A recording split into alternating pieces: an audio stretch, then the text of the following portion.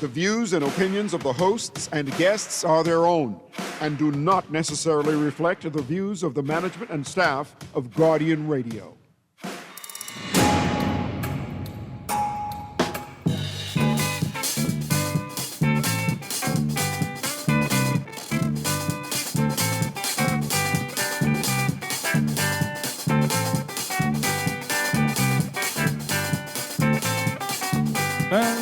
Livingston, Josiah the JP. Hey, mine, Livingston, Josiah the JP. I and I hear la la la. Josiah the JP. I and I hear la la la. Josiah the JP. Don't mind Livingston, Josiah the JP. Don't mind Livingston, Josiah the JP. I and I hear la la la. Josiah the JP. I and I hear la la la. Josiah the JP. Going down Bayman Road, going down Bayman Road, going down Bayman Road. I can't lick nobody. Don't lick nobody. Don't lick nobody. Don't lick nobody. Don't lick nobody. Going down Harrow Road, going down Robinson Road, going down Carmichael Road. I can't lick nobody. Don't lick nobody. Don't lick nobody. Don't lick nobody. Don't lick nobody. Bullfrog dressed up in soldier clothes went to the river just to shoot some crows. Crows smell fire and they all fly away, Lord. Bullfrog get vexed and he cry all day. Bullfrog dressed up in soldier clothes went to the river just to shoot some crows. Crows smell fire and they all fly away, Lord. Bullfrog get vexed and he cry all day. Good morning this morning and welcome back to Guardian Radio 96.9 FM, your station for fresh news, smart talk all day.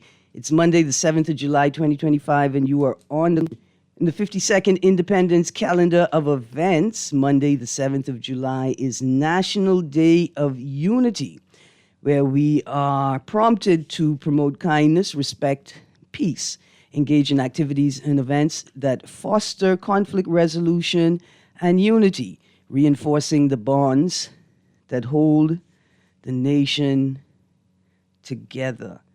I have in studio with me this morning Mr. C.A. Nuri. I have Independence questions for him. Today we're going through the news. What's in the news? Of course, the headlines, I think, that should be grabbing the most attention. This is a national emergency. Today's Guardian, Pintard outlines F&M's plan in response to alarming teen mental health. The mental health report itself. Also, other headlines in today's news. Lawyer accused of disorderly behavior acquitted. And I'm going to turn to the Tribune headlines. Ministry of Finance used as private ATM for chosen few. Opposition leader Michael Pintard speaking there. I also have some headlines from over the last few days. Man survives one crash only to be killed in hit and run. 18-month sentence for pinning man against wall with his vehicle. Cause of Victoria Court fire still unknown. 2 months later, Superintendent Quincy McGregor of the Fire Services Department told the Tribune on Friday that the investigation is ongoing. He was unable to provide a timeline for its completion, but said there are many, quote, moving pieces, close quotes, involved in that matter. Let's hope that due to the scope of the destruction, that the insurance providers involved will prompt, encourage, or even better, compel a speedy investigation. Because that language is just far too familiar and it's frightening. It's frightening. I'm 49 years old now, and it's frightening to continue to hear this investigation ongoing. We don't know when we'll have the result. Speak to that. We don't have a timeline. Over and over and over again, it has become frustrating. All right, the numbers to call today, 323-6232. That's 323-6232. 325-4316. That's 325-4316. 325-4259. 325-4259 and 242-300-5720. Here's a quick positive story in the news for you. New maritime recreational complex opens. The LJM Maritime Academy opened a new recreational complex yesterday at Arawaki. The complex will not only expand training for cadets, but also give them an opportunity to unwind after lessons. Prime Minister Philip Brave Davis said the government is partnering with maritime organizations to expand protection of Bahamian waters and borders. Davis said developing well-rounded mariners is a core mission of the institution. Davis said the outreach programs will help young people to progress in their spare time. Former president of LJM Maritime Academy, Brenda McClure, expressed her gratitude to sponsors and others who have shown support along the way. The new complex will feature a swimming pool, a tennis court, and a basketball court. This is great. This is fantastic news, a great initiative. I just got one little tiny question. What is it, though? What is it actually? Maritime Recreational Complex opens. It turns out it's LJM Maritime Academy, a new recreational complex. But it says the complex will not only training for cadets, but also give them an opportunity to unwind after lessons. I'm just not quite sure what it is. Is it open to the public? Is it a training facility? Can service-based NGOs like Boys Guides, Boys Brigade, Girls Guide, Rangers, that can young people hire out the space for training opportunities? It's very, very interesting. It just seems there's a lack of clarity. I'd love to know more about that idea. Family rescued after sailboat partially sinks near Plana Keys. 2 adults and an 8-year-old were rescued on Monday after their sailing vessel became partially submerged near Plana Keys. In a press release, the U.S. Coast Guard explained their air station Clearwater air crew rescued the family and no injuries were reported. The helicopter crew deployed to Operation Bahamas, Turks and Caicos as OPBAT from Air Station Clearwater located the family aboard a life raft in 2 to 3 foot of seas. The part I'm looking for here is Here's the quote. After receiving a call from a Good Samaritan regarding a distressed vessel, the RBDF reached out to nearby islands and vessels for assistance but received negative results. There's a lot in there. First things first, Mr. Newry, remember we were talking about the Mariners Association's public lobbying around the introduction of new fees and protocol changes in the industry. One of the stories that arose was, I guess, a critique from stakeholders about the implementation of a new policy requiring boats of a certain length to have a system called AIS, which I think is like a automated identification system. Minister of National Security, when referencing it, said that it's a great tool to assist authorities in locating boats when they're in distress, right? I think this is a perfect example of why a boat like this should have had one of those systems implemented in it. Producer, let's prep the phone line. The other concerning thing is RBDF reached out to nearby islands and vessels for assistance but received negative results. RBDF, we really don't have sufficient assets to be able to deploy in a reasonable amount of time. Are we relying, I don't know, as we approach the 52nd, coming right now, caller, please hold the line. As we approach the 52nd independence celebrations, we really can have conversations about the allocation of national and natural resources if we want to. And I think this is one of those instances where we must consider, given the archipelagic nature of the country, if we are diverting sufficient resources to national security, border control, and border monitoring and territorial monitoring. Let's go to the phone line. Good morning, caller. Hey, morning, Miss Greene. How you doing? I'm good, thank you. How you doing? Hey, right there, man. Okay, we've talked about all type of different topics, right? We've talked about maritime. We've even talked about rockets, right? But see in the radio, because I rawr him out about this too. Okay, but listen. The Foxville community has adopted him, so now he in the mix with this here. Okay. How come you have not spoken about that dirty mess by City Market? You see how disgusting that look? Village Road, Wolf Road? Yeah, that's the entrance to Foxville. You talk about everything else, nothing else concern me but Foxville. You should be talking about that should be the main thing you talk about. You don't drive the way? I could be honest with you, from Village Road to the I don't know what you ain't talking about. Man, you ain't, let me tell you, from Village Road to the Jerome Avenue roundabout, if I could, like, fly over that little strip of land, I would. Like, you know what I'm saying? I don't want it to not exist. But you know, you saw. You would think, hold on, let me just say this. You would think that there would be more police presence in that area, hey, but there isn't. Anyway, go on. Yeah, they decided to do a number 2 on the Foxhill community. Remember when they drop all the fill and sand and date and concrete and everything there? Yeah. Right? But you don't talk about it. No one else from Foxhill. I still listen. I can't even blame Fred Mitchell, but this because guess what? He ain't born and bred in Foxhill. Listen, I grew up in one of the bougie parts of Foxhill, right? And yeah, but Miss Greene, hold on, man, why you wouldn't let me tell you my story? Why you wouldn't let me tell you my story? Okay, you already feel like I can't suffer what y'all be suffering in Foxhill because I live in the bougie part? You know how many times my power gone off yesterday? How many times your power went off yesterday? That's a good question. Thank you, caller, for inspiring that, for reminding me. I tried to push it out of my mind. I spent yesterday not even reimagining, but reliving a pre-1992 Bahamas.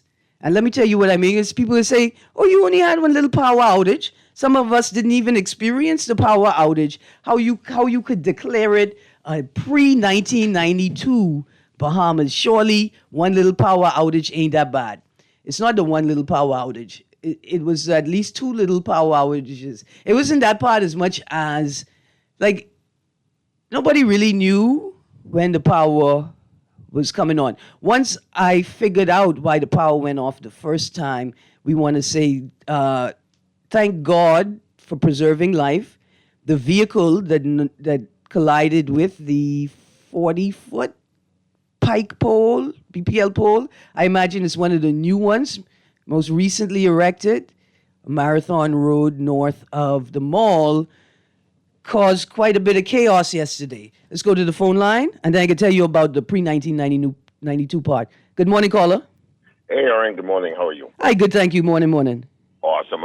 Listen, with the myriad of things that have gone wrong in this country in terms of infrastructure, it is no surprise why we keep on coming onto the airwaves talking about these things, and yet no resolution.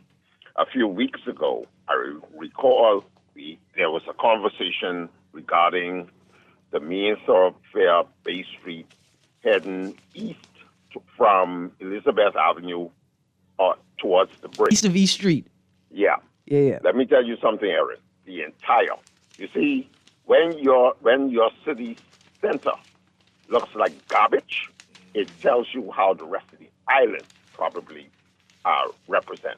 Mm-hmm. And, you know, if the roadways from there, which is your main thoroughfare, listen, that is like going through Gaza with the potholes, with the manholes inches below the level of the roads, the humps and the bumps inside the road. It is not a smooth road. My shock absorbers had a workout on that strip of road. And if we don't get this thing right, you know, in the entire of Bay Street and especially Shirley Street near Sacred Heart Church, where the 3 routes are running all underneath the road, and yet our people seem as if I just don't know what to say. Hold on, it gets better, right?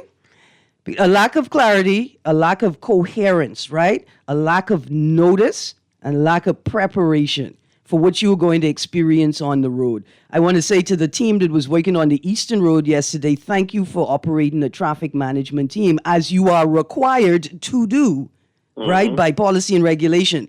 Unlike many of our service providers, BPL, BTC, Alive, they don't like doing it. They feel like it's a problem to follow the regulations. Put that aside, right? When people are experiencing these things, why do they lose all control of their senses? Why do they act like, because the road is bad, I'm now authorized to ignore traffic controls and do whatever I want to do on the road? Like, you mad at the government, so you're going to punch your neighbor to show the government how mad you are. Uh-huh.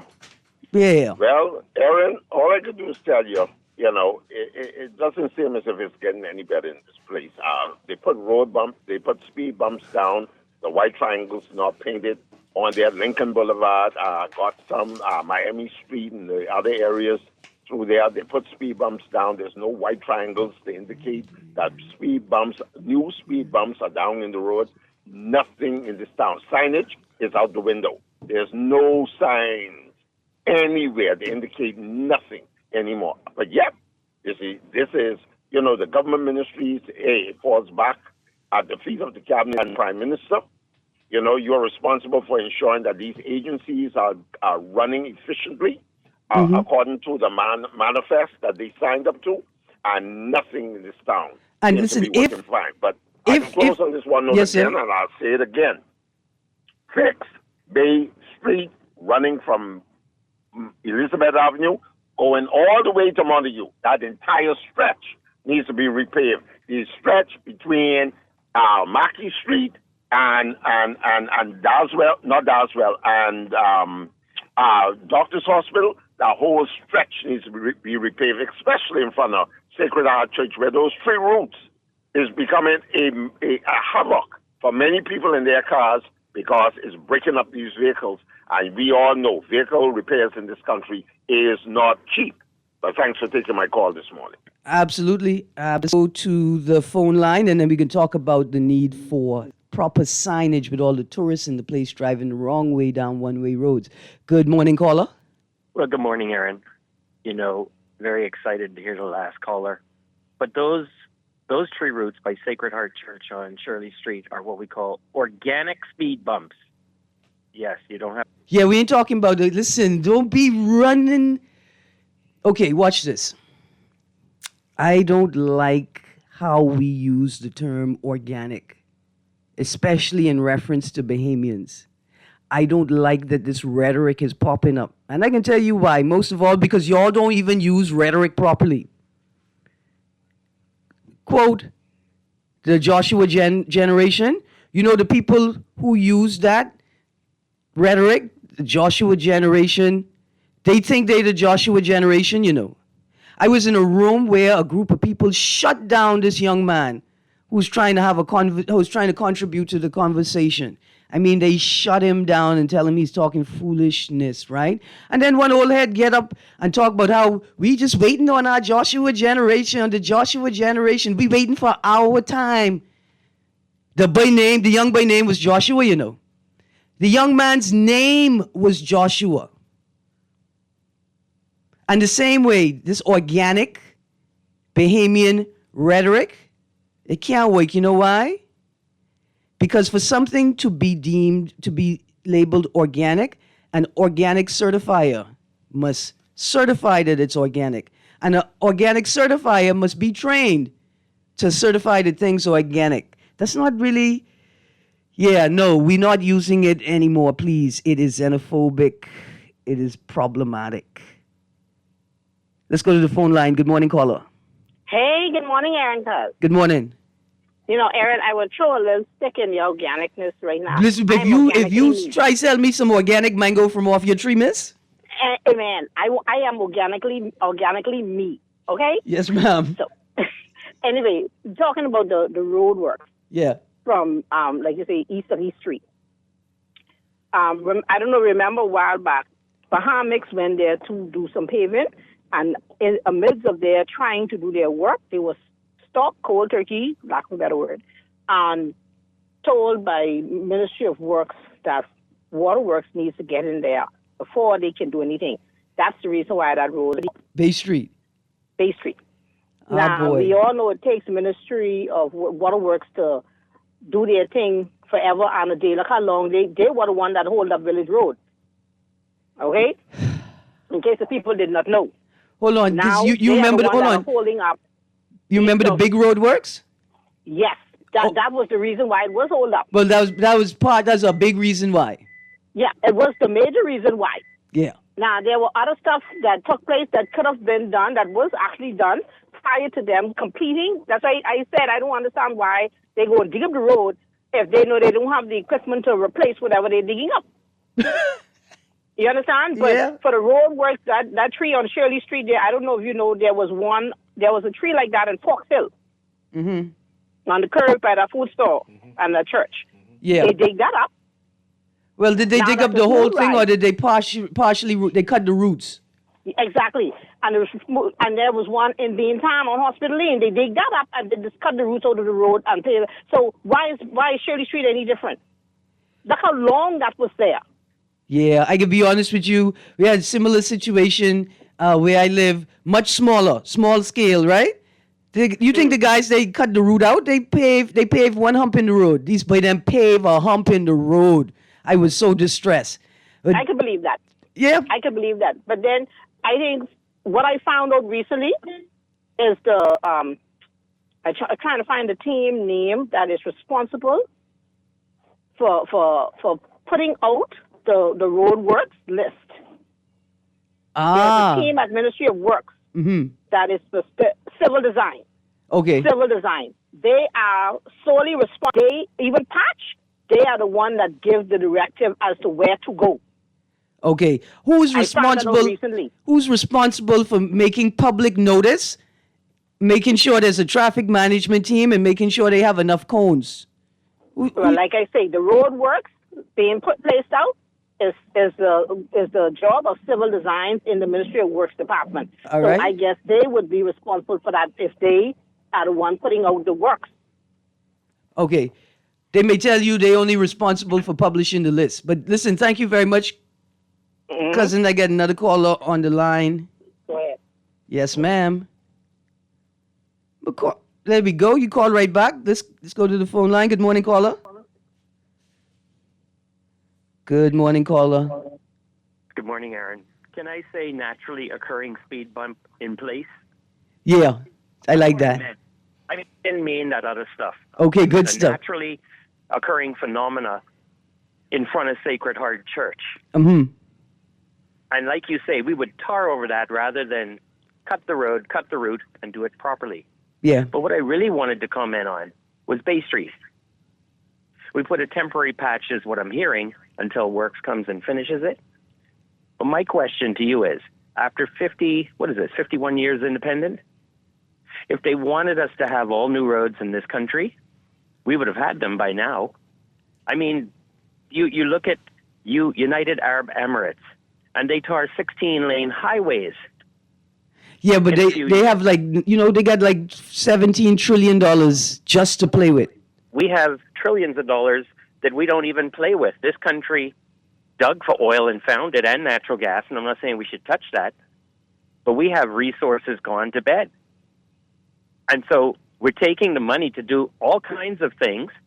I mean, before you fly around the world with your friend's family, right? Shouldn't you tar the people's road? I have a friend who works in customs. I got you with that. Hold on. I got you with that one. Yeah, Absolutely. I appreciate that point right there. And, okay, well, thank you. And you should at least fix your hospital or build a new one before you travel. Oh, yeah. Your people first. What have we done in this country in 50 years that has affected the masses of Bahamian people to their benefit, not detriment? I mean, like how VAT hurt them. What did we do to help them? Well, And my friend in customs say his road ain't been tarred since Penland was in. Customs officers like to live they like to live far. My daddy was a customs officer. Wherever they live in, you get paved the road to get there. They like that. Let's go to the phone line. Good morning, caller. Hi, good morning. Good morning. Great show as usual. I'm baffled about this phenomenon, right? It's been troubling me for the past few months. Is there a secret with persons whose surname is Bean? Whose surname is what? Bean. B-A-I-N? B-A-I-N. Why is it that the majority of persons I know who are Bean speaks Creole? Cousin, what you doing? I never noticed that. What you doing?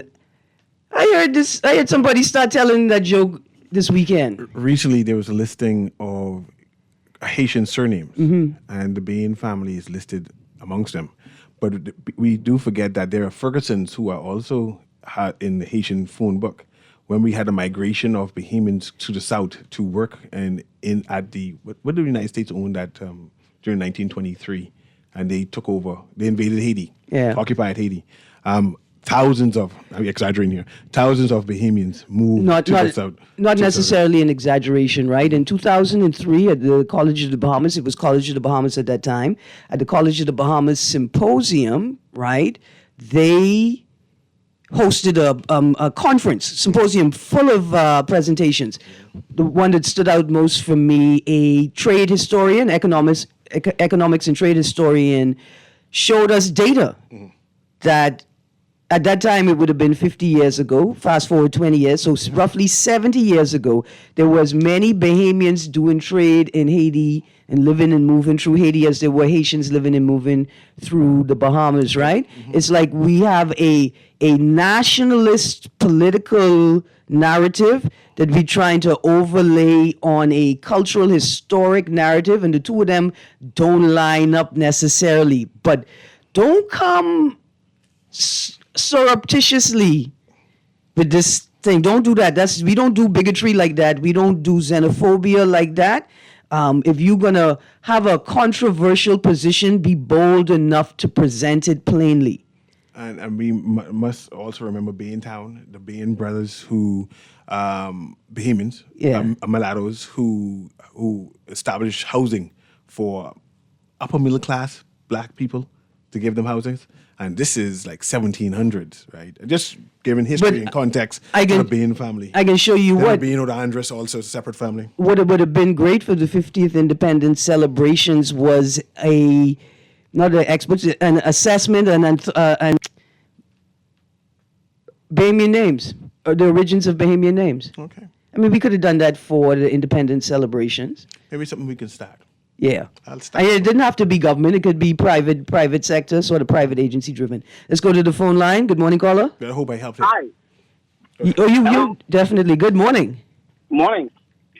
So is there a problem if there is a Haitian connection with Bain? No, there isn't a problem if there's a Haitian connection with Bain, but I can tell you exactly why I hit the button. Because this weekend, I saw conversations popping up which appeared on the surface to be just attempts to stir up strife and mischief and tensions between Bahamians and Haitians. It came to me like political rhetoric and mischief, right? And so what I'm saying is, I want you to be plain and on the surface with what you're saying. Don't use my show, right, to spin this narrative. That's what I'm saying. Because the conversation I saw seemed to me to have the intent of stirring up tension between Bahamians and Haitians, an anti-Haitian sentiment, and I don't like it. Okay? And the same way, we're having a conversation, or we're witnessing a conversation as we sit on the sidelines with the U.S. as it reforms and evolves its immigration policy, and we are highlighting the ways in which the Bahamians belong in the Bahamas. Producer Prep to call because of how we have helped to build the United States of America. See, Carnival Cruise Lines is saying that they're about to ban hip-hop and urban dances on their cruise lines because people are just out of control and not behaving properly, right? What you mean you just gonna ban hip-hop? You're not gonna ban genres of hip-hop? You're not gonna ban certain activities, but you're gonna ban hip-hop as a whole? See, here's where the Bahamas comes in. The Bahamas is integral in the rise, the evolution of R&B to hip-hop. That's us. From Joseph Spence straight down to Tony McKay. That's us. We responsible for that. The other West Indians. And you're going to ban the whole thing? And the Bahamas is a cruise destination country? Right? And so the same conversation I want to have there, you don't think it's fair for people of Haitian descent to herald the ways in which Haitians have helped to grow the Bahamas? Let's go to the phone line. Good morning, caller. Yes, good morning, Ms. Greene, and good morning, Mr. Nuri. I hope you're doing well this morning. Good, thank you. Ms. Greene, I noticed some of that rhetoric too that you're talking about, and I don't like it, you know what I mean? I don't, you know what I mean? I don't like that type of rhetoric. But I have a question for both of you because I had thought about it before, and I was hoping that maybe if y'all don't have the answer to it, if it's a question that is, if it's a good enough question, y'all probably can seek out the history of it. But before majority rule and when the black people in this country were like fighting for equal rights, I don't think the Haitian was a problem then. You know what I mean? The other minority folks we had a problem with. But my question is, when did the Haitian become the problem? Like, when did we switch our attention from the minorities who used to deny us our rights to our Haitian black brothers and sisters? Because, like I said, prior to majority rule and when we were fighting for majority rights, I don't feel as if they were the problem, because my grandfather used to tell me how they used to interact with Haitians and how the boat used to come from Haiti, and everything used to come from Haiti, and they used to go down and purchase all type things, and boats coming from Haiti, say Haitians used to bring everything here.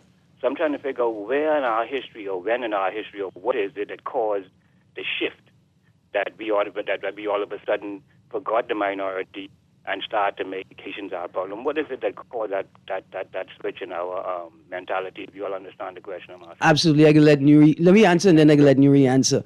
I can tell you when we try to force a political construct like nationality on a cultural, historic, and cultural experience, right? They're different. The political construct of the Commonwealth of the Bahamas forces out the Haitian experience, right? You can't talk about Bahamian, right? It's Haitian. And this political construct called nationality makes it difficult to talk about these other things that are very real. I would say, like, in an authentic or valid way. So I appreciate what you're saying. Same thing goes for music, right? Gombe, the 40s, height of Gombe. Gombe was a Bahamian sound. All kinds of foreigners came to the Bahamas to make music with that sound. Right? The way we perceived or talked about access to the Bahamas, right? Belonging, participating in Bahamian life was different. And we fast forward through these majority rule and the evolution of political constructs, and now we are at a place where we are fighting every day about what is Bahamian music. Right? And so that's a part of the answer. No, I like your response. The Birth of a Nation, 1973. Circa 1973, the people who we were deporting were Turks Islanders. We wanted them out of the country. Mm-hmm. It was a big issue with Turks Islanders living in Grand Bahama. They were getting deported left, right, and center. As we became independent and we started defining who we are as a people and defining our borders, right? To say these are what is Bahamian. And then the 1980s with the Haitian crisis with Papa Doc, Baby Doc, and there was mass You mean migration. them two Inaguans? Yeah, the Inaguans guy. The mass migration of Haitian immigrants who moved from the southern Bahamas more to the northern Bahamas. Mm-hmm. The government decided to secure their borders. And they secured their borders and said, we are nationalists, we are Bahamians. This is what the Bahamians are going to be defined as. And with the increased numbers from 1980 onward, Haitians became a problem in a long and short way. Mm-hmm. Yeah, I hope that helped too. There you go. Let's go to the phone line, and then we're going to read the text. Good morning, caller. Love the show always. Thank you. If we were to create, say, like a sovereign ledger, and attempt to put a burden of inheritance, let's put a rate. Okay, let's just look at it this way. Based on our national debt, every Bahamian owes, spiritually, $28,000 because this ain't no real. This is some feel comfort money, just to be discomforted with it. But I'm saying now, if we would had proper idea of how many people in this country, we'd be able to distribute that national debt more equally, because I think there are more people, which means that 28,000 might be 10,000. You follow where I'm going with this? Yeah. And the lack of the ability to create a sovereign ledger is something that probably might not have been enshrined in the Constitution or in the minds of persons who say they want to be leaders. See what sense, Erin, I'm sure you would know, a symbolic insurance policy that prevents us from being erased. Okay? And you see it come into play when there's hurricanes. That's when that particular ledger is squeezed and increased. So why can't we go down the road of creating a ledger so that we can know exactly where we are? Why all of this secretness, man? I mean, how many babies were being born to undocumented persons today that could improve the debt? You follow what I'm getting at here? Mm-hmm. Where are we, man? Seriously, we need leaders. Not that those here cannot pivot, but this is something you have to be born with. Because then you'd be thinking, create a sovereign ledger, you'd be thinking about a sovereign loan to pay each citizen maybe $100,000, which would be like 4 or 5 times as much as the debt. You'd be thinking along those lines, like that boy down there in what do you name? Abram Traore. Burkina Faso. But yeah, see, he's thinking along those lines. People we elect aren't on that level. They haven't graduated there yet, Erin, and that's the problem the Bahamas have. Different experiences, bear or born, different culture. Mm-hmm. And fortunately or unfortunately, right, his experience has forged within him a different perspective. He can't help himself, and when you really think about it, it is actually proverb that foreigners will actually take over your country if the country is in chaos. That's Deuteronomy somewhere. Listen, I'm gonna pick that conversation up next week. Definitely a spotlight on West Africa and what's been happening over the last several months. Thank you much. No, man, absolutely. Thank you. Let's go to the next caller quickly. I just wanted to say, Erin, that the Bahamas does a census every 10 years. We continue to do census in between. So we know exactly how many Bahamians are being born or how many people are being born every day. And regarding Burkina Faso, it's a dictatorship government, right? It was a coup. We have no clue what is happening there, save the information coming through by bots, Russian bots on social media. Other than that, nobody knows what is happening in Burkina Faso because no news has come out of Burkina Faso as yet. That's what the people in Meg want to say about Nassau right now. Yeah, but at least the boat travels. What you're saying is correct. What you're saying is correct on the surface. Good morning, caller. Good morning, Ms. Greene, and good morning, Mr. Nuri. Good morning, Bahamas Papio. How you doing? Thank God for life as usual. I was wondering, what is the solution? Everybody have their own opinion. They have their solution, what they think should be and whatsoever. I'm glad to know you say you don't like it, and Mr. Nuri don't like it either. So I was wondering, what you would suggest to us as a people, what we could do to make this right or to make this better, what seems to be a problem. Not saying that something is wrong, what seems to be a problem. This challenge we have. How do we make this right, Mr. Nuri or Ms. Greene? Greene, I have a question. Did you hear on the news they were saying a group of Bahamians sent a letter to Marco Rubio complaining about what's happening in this country? Different. Next show. Yeah, so we can talk about that in the next hour. Okay. Keep up the good work, y'all. Absolutely. What is the solution? I can tell you what the solution is right now. We have to do what Celindan Pinland said. We should be prepared to do. If you want your country, you have to fight for it. Now, the part that he didn't say out loud was, if you need to have 3 or 4 jobs, you have 3 or 4 jobs. That's it. That's it. That's the answer. You don't want a proliferation of migrants in the country. You have to do all the jobs. See, this is another thing. You're trying to overlay a criminal construct on a historic and cultural practice of migration. People that migrate, people move, better resources. This is millennia, right? It is the construct of nationality and false borders that didn't exist and don't actually exist, you know. It don't actually exist physically. They're just lines on maps. If we try to overlay the two, the answer is we need to be prepared to do all the jobs, all the time. 3 or 4 jobs. But see, we have a problem. We have more dollars than cents of self, of place, of space, of belonging, of time. We have made money our culture. Across the board. I want to get to, don't worry, Texas, I'm going to get to the text line. I want to get to a couple of stats from Full School Health Report in the Bahamas, conducted by the Ministry of Health and Wellness. This is the 3rd Global School Health Report. Here are some stats. Chronic disease risk factors also worsened.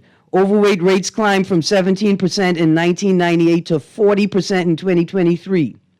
Although food insecurity improved slightly from 44% in 1998 to 31% in 2023, only 6% of teens met the recommended fruit intake, and 10% met the recommended vegetable intake. And there's another specific stat to that about obesity that leads you to understand that in 20 years, if we don't have migrants, we will not have a labor force. Yeah. Mind you, the politicians already mentioned that now. We have a labor crisis in the Bahamas. We have a shortage of labor. The people, the migrants that we're complaining about is filling that shortage. And your point was, if you're not prepared to work 3-4 jobs, then the migration will continue. Yeah. And that's what the problem is. And see, this is why I want to continue to talk about the dangers of ignoring the drug era and its impact, its symptoms, its consequences, its impact on us, because we don't know where the money came from. We don't know how all of this money got into our economy. And we don't know what is required not just to maintain the economy, to grow it at the pace of development that you all want, the quality of life that you want.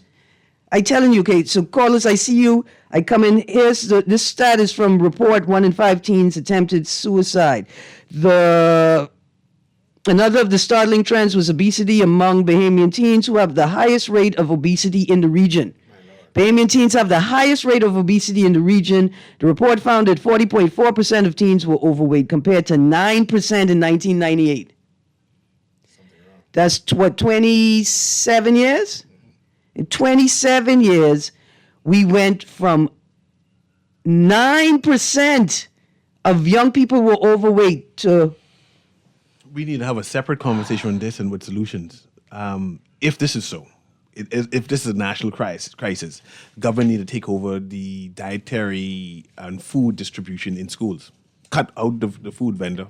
The pancake, the honey bun. Yeah, cut them out altogether and have a cafeteria in schools. So I agree with you. I want to get to all of the texts. Get into it. I really want to get an expert, like either an advocate or a stakeholder in a professional industry. The advocate may be both and the same. We could delve through it some more. But these stats on suicide? Yes, it's ridiculous. Let me tell y'all something. Y'all not paying attention. 1 in 5. The same way you don't pay attention to red lights and stop lights is the same way you're not paying attention to your children. 20% is a lot. 1 in 5. This place is depressing. Y'all are depressing. It's scary, and young people are navigating these spaces with little to no real support. Okay, caller, let's go to the phone line. I'm sorry, last 2 callers. I had to get those stats in. Good morning, caller. Yes, hey, good morning to both of you. One of the things is that, by the way, when you talk about the depression with the kids and everything else, I think I talked about this last week. in the fact that we need to know where our children are. I mean, and we are small enough to be able to track them, whether it's from a health standpoint, health and wellness standpoint, educational standpoint, any of those different things. Mm-hmm. But, that 21st century talk I'm having, we still work on the 20th century type aspect of it. But in the same respect, when you talk about immigration and migration in our labor force, I see that we have these work program and these different things we established with BTDI and everything else. But the one thing that no one can give me in the Bahamas, an actual survey of our current skill set, the current compensation value that's there, as well as the anticipated needs of the future.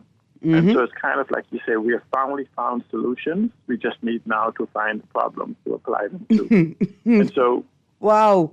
Yeah. Okay. Yeah, and so when you even talk about immigration and migration, the problem we have is again, we don't document anything. Like I say, we're probably one of the few countries that actually sell citizenships, where we just, if you can't afford it, they'll give you a work permit, and so you just stay here while you earn your income while you work, and then you just apply 6 years, so then you can apply for citizenship. And this is the whole, where you say you can track immigrants. We can't tell who is Bahamian citizens, who is not, who is born here, who is not, because you just have to sign things, make an affidavit, all these different things. But technology solves all of these different things, from migration to deciding the skill force of the future that we want. We hear them talk about these 41 different economic models. Nobody can tell you the skill set we need. The good thing about that is that, we can't tell you what they actually are that they're talking about. And so other than that, they'll probably just open the door to let people in. And so it's like we love talking, right? But we have very little strategy for doing anything. And I tell them all the time, if you can present to me a written policy or a strategy for any of these announcements and pronouncements that's been made by the government over the last, say, decade or so, I'd be happy to pay a finder's fee for those type of things, so we could actually know what is it you're planning. When that government is telling you we're going to go with the orange economy, bring me the blueprint. I won't pay for that one, because that one is a multi-trillion-dollar economy. I would really like to understand how we can do it in the Bahamas. Thank you. Thank you so much. Absolutely. I getting ready to coin a term, Mr. Nuri, the orange print for the orange economy, the green print for the green economy, I like that. and the blueprint for the blue economy. Okay, let's get to the text lines. Good day. Do you remember when cartoon characters had catchphrases? Don't have a cow, man, Bart Simpson. You just listed off our politicians' top 5 or so. That was from the top of the show. Morning, Erin. I watched Beyond the Headlines on Friday. The guests were Leslie and Garth. Shanique asked them about PLP candidates who will be selected or not. Who will be selected? They replied by telling her who the PLP will be. They didn't stick to the topic, which is stupid. That's what the texters say. Instead of them sticking to the topic, they lean more on the F&M side and criticize them. All she wanted to know is how they felt about the PLP candidates. But PLP said they ain't announced none yet. They ain't planned to announce one anytime soon. I got some stories, There's a little bit of conflict there. They say, I thought they had a date. But then my power went off last night and I had to stop reading. Morning, did you all saw the lady on video saying Linden was a gangster and a drug lord? No, I did not see that. That's good. It's good that we didn't see that, because you need proof to say things like that. You need PROOF, EVIDENCE, evidence, proof to say things like that. She said Linden would have loved that picture. I think she should be arrested. We shouldn't stand by and let these types of people get away with this. I want to see some action against her be done. Now, what did she say? Did she say, is it possible? Did she say, what if? Did she say allegations are? Let's be careful. Yeah, the commenter was an artist, and she's trying to do commentary. It was reckless, but I don't think criminal charges. Someone just need to talk to her. Talk to her about history. And like you said, where's your proof? Yeah, good morning, Erin. We need to find most of these people from Ministry of Works. They could work in the night. Miss Greene, I don't know why I text her. I don't know why. Here's another text. Good morning. There are approximately 400,000 people in the Bahamas, inclusive of all foreigners. Haiti is a country of 12 million people with another 4 million approximately in the diaspora. So the Bahamas is 3% the size of Haiti by population. Is it wrong for the Bahamian people to be concerned about the large and ongoing influx of Haitians coming into the country? Should the Bahamas not protect its border and expel illegal immigration? Let me tell you what is wrong. Here's what's wrong. What they call that? Is that like a straw man argument? What's that literary mechanism they're using there? I'm going to say this once again because you seem like you're a serious advocate for whatever your specific issue is. I shall refer you back to the Minister of Foreign Affairs, who's also... Ad hominem, I think. Yeah, ad hominem. Who's also the MP for Fox Hill, who's also the chairman of the PLP party, where he iterated that our population is so small, we desperately need to, one, expand our gene pool. Like, for instance, we have the BRCA, the breast cancer gene floating around here. We need to expand our gene pool and decrease the chances that somebody is going to get it and pass it on. Second of all, he said we need to expand our labor pool, right? And if you note in the story about childhood obesity, in 20 years, we're going to have a major, you think it's a crisis now? We're going to have a major labor crisis in the next 20 years. And the third issue they put on the table, Mr. Mitchell iterated, was the need to expand the tax base. The need to expand the tax base. So no, everybody on this show has said it is not wrong for the Bahamian people to be concerned about the large and ongoing influx of Haitians coming into the country. What is wrong, right, is this what you're doing? Let us have conversations that move us forward. What's the solution? Are we going to have a contract program? See, but that's the Haitians. Let's get to the more important part. What are you doing to help Bahamians build their labor skills and organize their labor? What are you doing to help them prepare themselves to participate in the opportunities that exist? And what are you doing to help them improve their service? You know how many of us are tired of waiting 5 and 6 and 7 and 12 days and 3 months for workmen to show up on the job, workmen that have been given deposits, workmen have started the work and they just stopped coming? Organized labor is what we need. Organized, coherent advocacy is what we need. That's what we need. Here's another text. Thank you, producer, for the reminder. You can't tell me do all the jobs. I graduate trade school in 05 making $12 per hour. I cannot compete with the cheap labor coming from Haiti and the cost of living in the Bahamas. You can if you organize your labor. You won't wait for yourself. Organize your labor. We get more dollars than cents. On those staggering social statistics you just read, must be serious enough for the government to make it a priority to address. Stop all corruption. It is. Good morning, Erin. We need a national campaign that speaks to the dangers of sugar consumption. I am sure we will see a noticeable increase in the mental and physical health of school children at the nation and the nation at large. As we end the show, producer, I can go. As we end the show, the Bahamas Alzheimer's Association has already told us by 2050 we're going to have a crisis with dementia, which is a diabetes-related disease. So you got it. In the next 30 to 40 years, we're going to have a crisis on the top end with seniors and a loss of memory and the ability to take care of themselves, and a drastic crisis at the lower end with young people that can't function like young people because they're riddled with non-communicable diseases. The crisis is coming. Anyway, text, I can take pictures of the text so we could go over them tomorrow. Thank you for texting in and for calling. Stay tuned. Guardian Radio AM with C.A. Nuri is up next. This is Guardian Radio 96.9 FM, streaming on GuardianTalkRadio.com and the Guardian Radio app, Nassau, Bahamas.